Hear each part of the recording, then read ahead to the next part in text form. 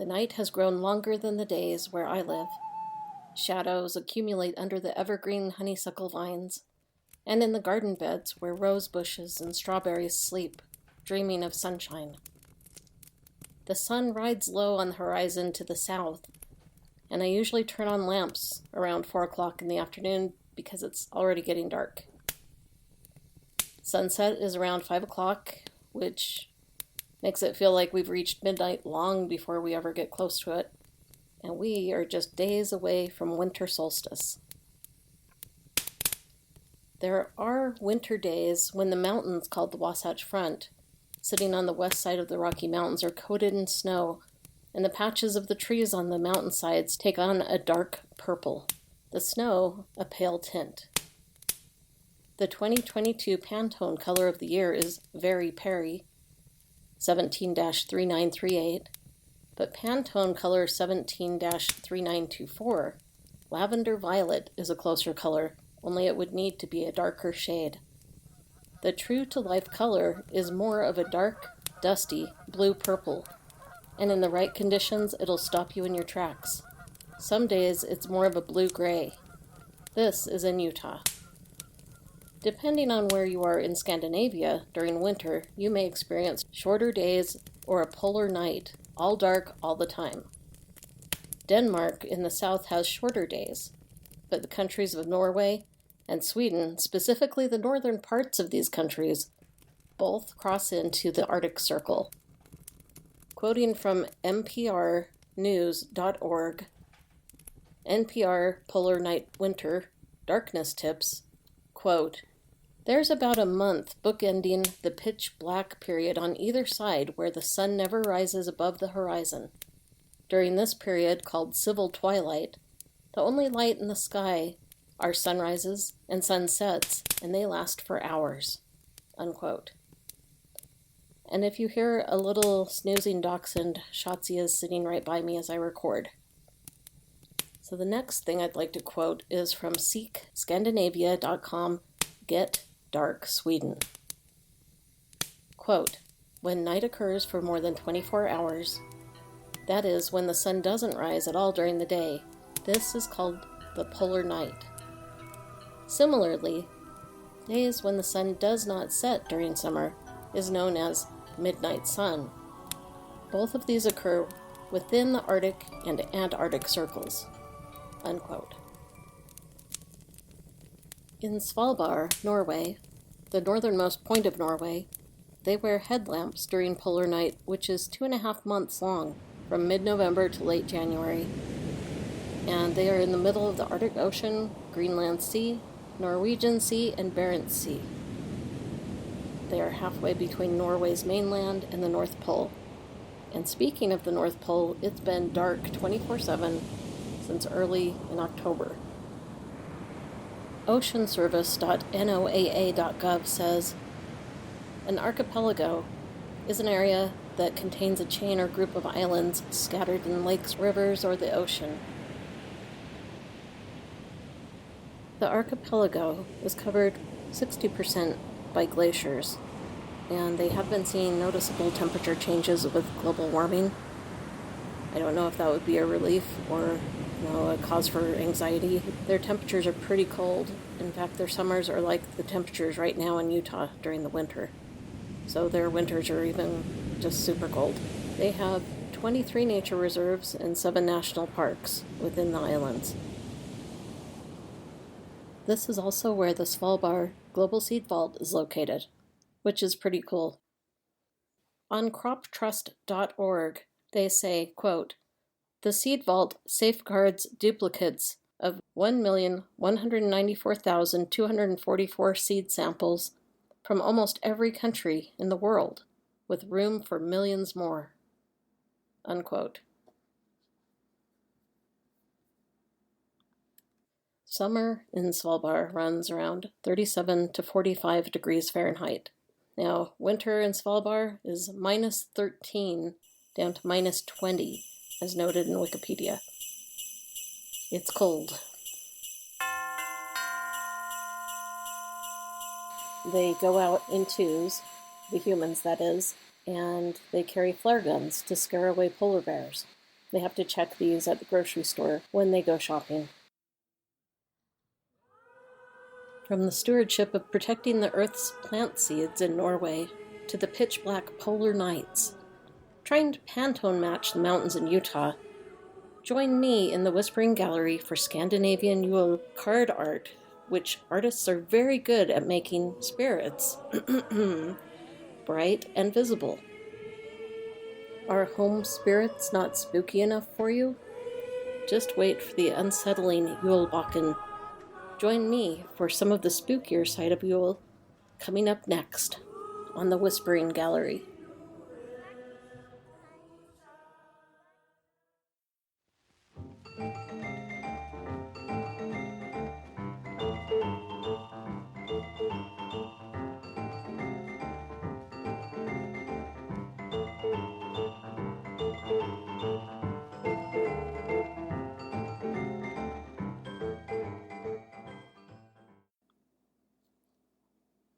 Hello, and welcome to the Whispering Gallery podcast. I'm Suzanne Nicolaisen, and I'm glad you're here. Thanks for listening. This holiday season, we are heading north to Scandinavia. I just cranked the heater up a notch. Brr. Last year, we talked about Japanese ghosts. This year, we're going with the Scandinavian house spirit, the nisse. Before we get started, the Danish have a word that you may have heard about, hygge. It's spelled Hygge, which is a description of cozy. From ScandinaviaStandard.com, they define it as, hygge is about coziness and surrounding yourself with the things that make life good, like friendship, laughter, and security, as well as more concrete things like warmth, light, seasonal food, and drink. Unquote. So how is the hygge of your here and now? If you want to up the cozy level, turn on a lamp, warm some water for cocoa, pull on another sweater, and here are a couple of hygge hacks to take it with you or do at home. Travel mugs for hot cocoa or tea will keep your drink warm longer or let you take it on the go on your commute. Flavored cocoa packets can be slid into your backpack to use wherever you're going. A blanket scarf is useful for your shoulders or lap. It's more portable, and it's one of my favorite things in the winter. A tunic sweatshirt. Thick and soft socks. Your dachshund. Sketchbook and pencil bag. Cozy lamplight. Okay, so you've got your hygge rolling, or an idea of how to make things cozy soon? Let's get things started by looking at a map with the mystery of what is you-lll and a you-lll nisse in mind. To the south of Denmark is Germany, which is mainly landlocked, surrounded by the Netherlands, Belgium, Luxembourg, France, Switzerland, Austria, Czechia, Poland, and Denmark is on the Jutland Peninsula to the north. The North Sea is to the west, and the Baltic Sea is to the east. And then there are islands, like the archipelago. This is Denmark. And then north of Denmark are Norway and Sweden. Together, they're known as Scandinavia. And it's also argued that Finland and Iceland should be included in this group. So laying some groundwork, a tomte, which is spelled Tomte, which Google Translate identifies as Swedish, means Santa in English. Google Translate shares that a gnome is a nisse in Danish, same with elf equals nisse. A gnome or elf is not enough. What is a nisse?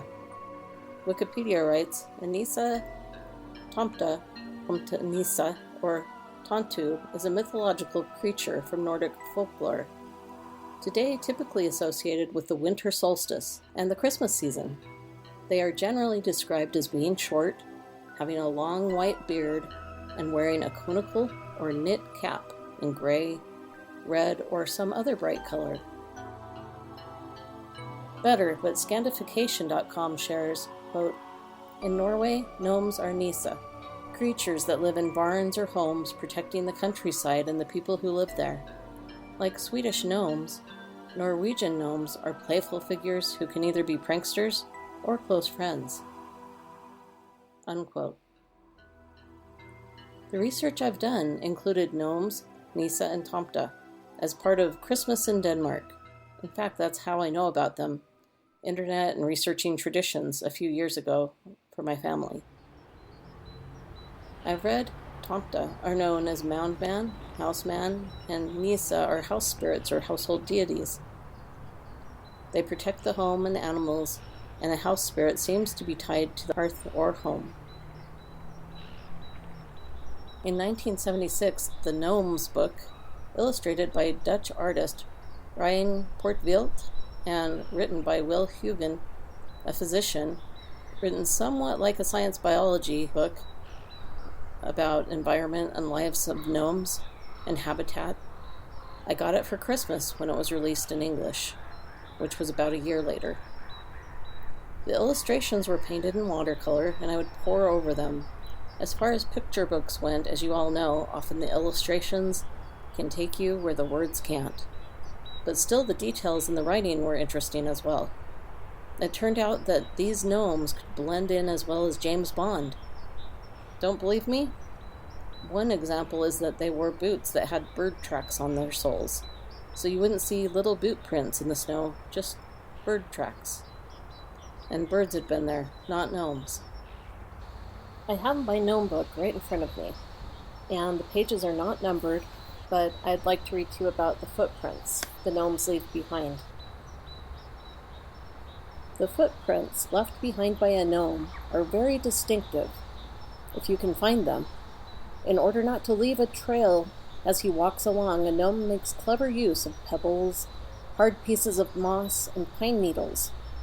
By stepping on them, rather than on the bare ground, he leaves no tracks. Sometimes he walks in a circle, or back upon his own trail, or proceeds through the trees. If he knows for certain that he is being followed, he will almost always disappear into an underground passage. When forced to tread on bare ground, the gnome makes use of a bird's foot pattern printed in relief on the soles of his boots. With this cunning aid, he disguises his travel. But gnomes sometimes give themselves away by betraying the following small vanity. If you come across a birch leaf on the ground with a clear blob of slime in its middle, you can be sure that a gnome has just passed by and exercised his skill in target spitting. He can't resist proving his aim, and thus leaves a trail. That is from the Gnomes book about footprints. One more stab at defining what is a gnome. This is from the Macmillan Dictionary, blog.com. Definition: 1. An imaginary little man in children's stories who wears a pointed hat and can do magic. 2. A stone or plastic model of a gnome used in gardens for decoration. Origin of the word. The word gnome comes from the medieval Latin term gnomus, which was used by the 16th century Swiss scientist Paracelsus in reference to an elemental creature living on Earth. He may have been inspired by the Greek word gnomo, meaning earth dweller, unquote. The nissa, commonly portrayed in vintage art for holiday cards in Scandinavia, purposefully included in the composition, often as the main subject of the scenes, nissa. Gnomes are all the rage where I live, with big hats, usually red, shifted down over their eyes, held up by their large nose, huge beards coming down to their stomach. They're currently in style, so to speak, as decor. Not meaning to sound judgy, I've got a few myself. I just pulled them out with our Christmas decorations. We have an heirloom skiing nissa that's wooden and been around a few generations, it looks like. So, what's the big deal? No, I can't prove there are gnomes or house spirits running around. but there are some theories that are interesting to consider. So talking about gnomes may feel safe, even very charming, and like I'm getting lost in Scandinavian legends. What on earth could be spooky? We're here, after all, for the scary tales, right? I mean, the paintings made into card art often show a happy Nisa with a bowl of hot rice pudding topped with butter. There are things, after all, that might give us pause.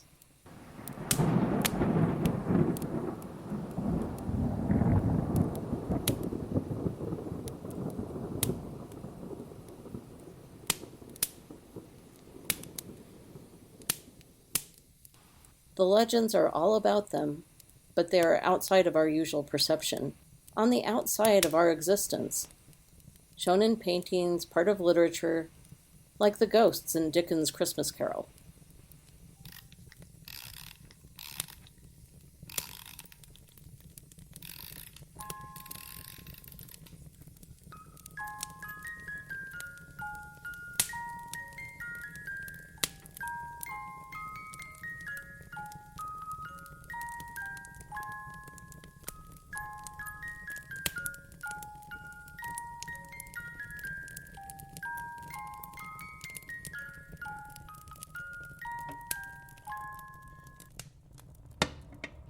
They're behind the scenes, but you don't want to piss them off by being rude or forgetting your manners. Don't disrespect the gnome. So I can be found binge listening to paranormal, history, and legend podcasts of unusual modern legends and of the unexplained. Surprise, right? Over the last year, I have heard stories about redcaps or gnomes, and sightings talked about. If you want more about these sightings, check out Into the Fray podcast. As I considered the compositions of the Christmas card art, it started dawning on me, like when you connect the dots of a constellation in a dark, midnight sky, that some of our favorite modern folklore, myths, and legends may have some pretty deep roots, maybe in Scandinavian lore. I hope I can explain what struck me about them in this context. It's a poke out of the blue. So here we go with the hypothesis. Haha. In one painting scene, there's a Nisa, looking into a room through a halfway open door, as two children look on, completely unaware that he is there. Another painting shows a bearded Nisa looking in through a home window. I'm not sure where the curtains were, because I'm certain, even if the curtains were closed, that the cold would have just dumped into the room from the window. And in these paintings, you'll notice people aren't hanging out by the windows. At our house, the dogs have stopped using a bed under a picture window. I think it's because it's too cold right now. It's on an outside wall. But if you had a gnome looking in your window, maybe that would also be enough to avoid it and shut the curtains. Would your dogs know if a gnome was there? Would they look off into the distance like sometimes they do? Make people think there might be a ghost there? Maybe it's a gnome or a Nisa.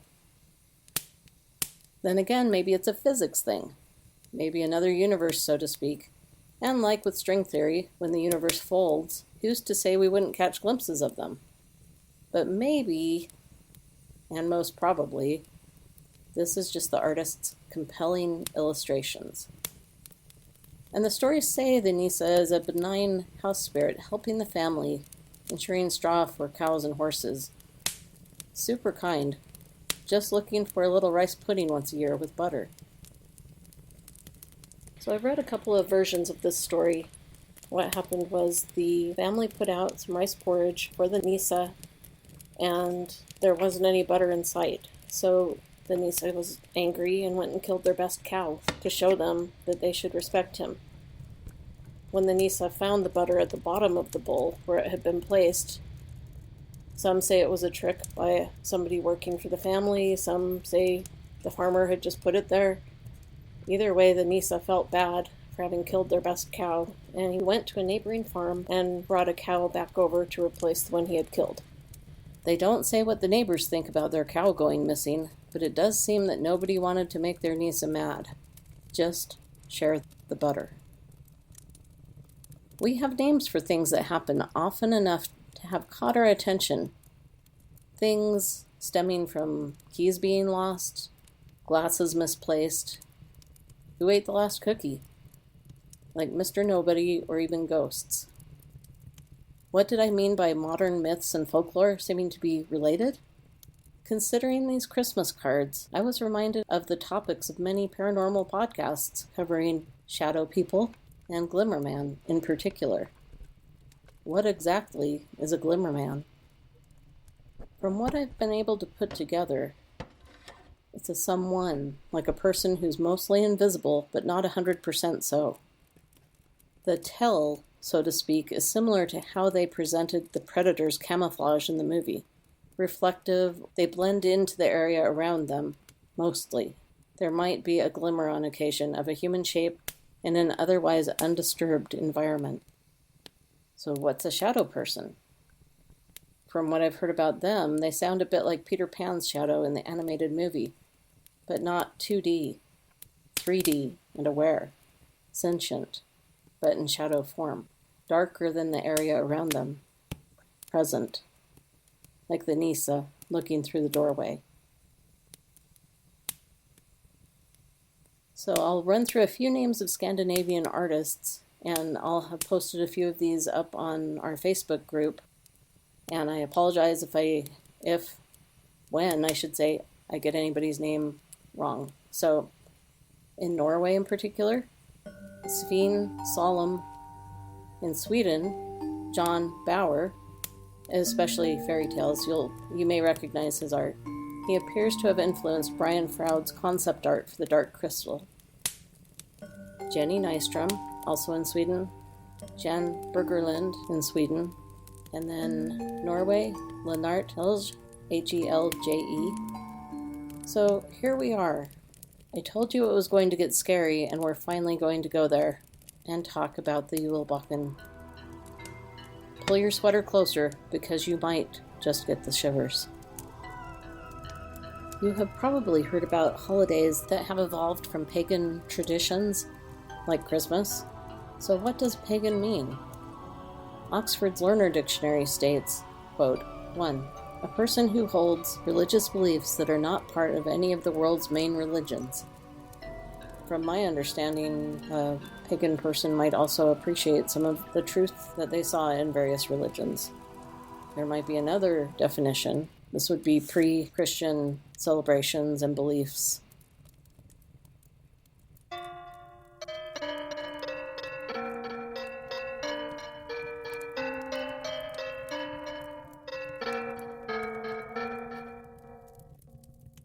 Long ago, there was a tradition of people wassailing.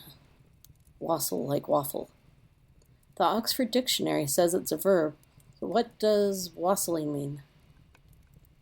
Quote, 1. Drink plentiful amounts of alcohol and enjoy oneself with others in a noisy, lively way. He feasted and wassailed with his warriors, is the example. Number 2. Go from house to house at Christmas singing carols. Here we go, wassailing. Yeah, that one.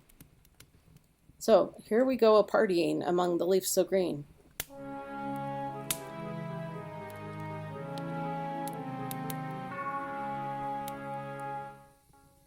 As the stories go, these were young men in costume, and one would dress as the julbocken, also known as the Yule goat. Fast forward, and a male family member would dress up as the Yule goat. I don't want to think about the nightmares this caused. The human julbocken wore a goat mask with goat horns, cloak. From the art I saw, this was a fur. This could look very creepy. If you want to see the drawing of the julbocken that I reference, check out the Whispering Gallery Facebook group. There's also some friendly pictures of gnomes or Nisa and Tomte. Some of the drawings and paintings are spooky. One looked like a pen and ink, and where the goat's head went, it was kind of too flat for a human's head to fit in. I realized they may have been hiding under the cloak, but that was very creepy, because it was just like a lump with a flat goat's head, and kind of like an Edward Gorey drawing of the creatures that didn't exist or hadn't been thought of that he just did. So it didn't really even look like a goat. It was, disturbing. Another showed someone dressed up coming in the door with a goat's mask on and the children running to hide under the dinner table. I don't blame the kids at all.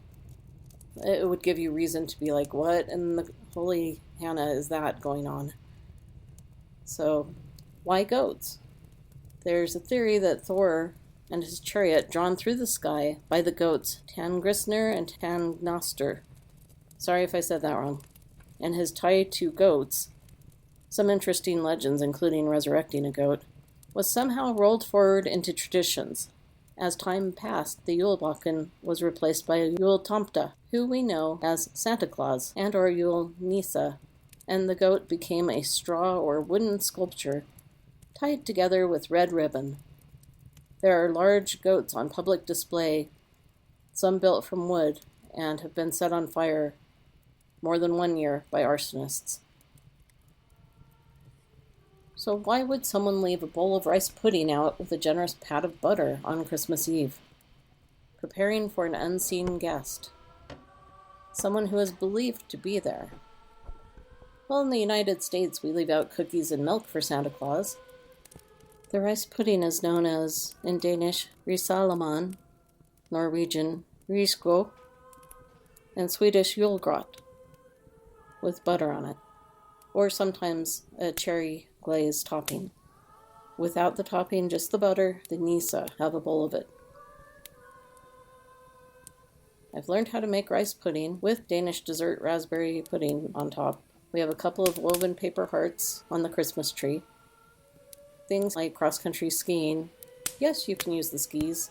No skill or technique was really taught. Just strap those suckers on and go. The Yule goat today is still part of celebrations. So, while the proof is in the pudding as to if the nisse are out there or not, it's legend, and like it or not, from what I've read, people still put out rice pudding for the nisse on Christmas Eve with a pat of butter. I've done it before too. Just like leaving out cookies and milk for Santa, I've also done that. The proof may be in the pudding that's left out, but the evidence of gnomes and nisse is in the art, stories, and cards of Scandinavia. Thank you so much to Freesound, Google, and Wikipedia in particular for the help on this episode. And I hope you'll join me on Patreon. It means a lot to be able to share all of the little extras with you. The story doesn't really end when the episode does. On Patreon, you'll find a nisse tale, a snickerdoodle recipe that my family uses. That's at patreon.com/Suzanne Nicolaisen Art. SUZANNENIKOLAISENART. I'd really appreciate it if you have a minute, if you would be willing to rate and review the Whispering Gallery. That would be really helpful. And if you'd like to subscribe, I would love to share more stories with you. I tried to present this information with respect for the cultures that I talked about, and I apologize for any mispronunciations. And as John Bauer said in An Illustrated Treasury of Swedish Folk and Fairy Tales, quote, "All this happened long ago, when there were trolls in the dark mountains and big, dusky forests." Thanks so very much for listening. God Yule and happy holidays, and may your spirits be merry and bright. And remember to keep your flashlights close, but your spooky art stories closer when visiting the Whispering Gallery.